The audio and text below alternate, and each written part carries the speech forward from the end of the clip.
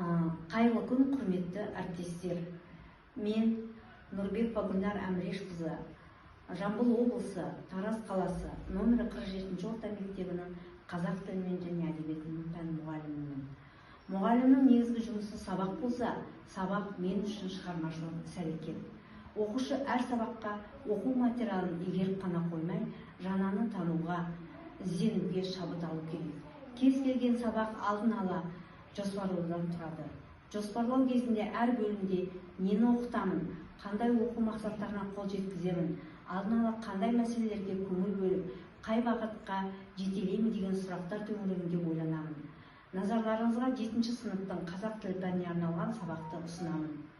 Музыка өнері және қазақтың киелі домбырасы атты тақырыбы бойынша сабақты ұсынып отырмын.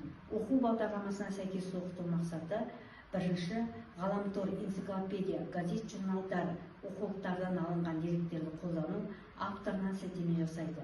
Екінші, оқушылар прологизм, мақал мәтелдердің эмоционалды мәнін, көркемдік ерекшеліктерін түсініп қолданады.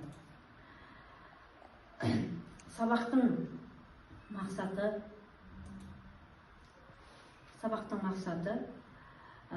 барлық оқушылар ғаламтор, энциклопедия, газет, журналдар, оқушылардан алынған деректерді қолданып, прозологизм мен мақал мәтелдерді түсінеді.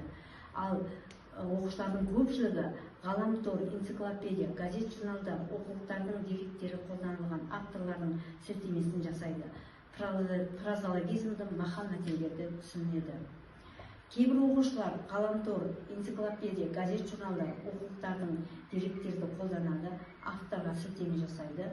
Прозологизмді, мақал мәтелдердің мәнін түсінеді, ерекшеліктерін қолдана біледі.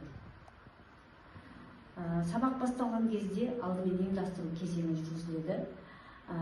Сынып оқушылары түгелденеді. Жағымды эмоционалды ахуалын қалыптастыру үшін оқушыларға да шаттық шеңбері арқылы бір-бірінен тілек айтып сабақты бастаймыз.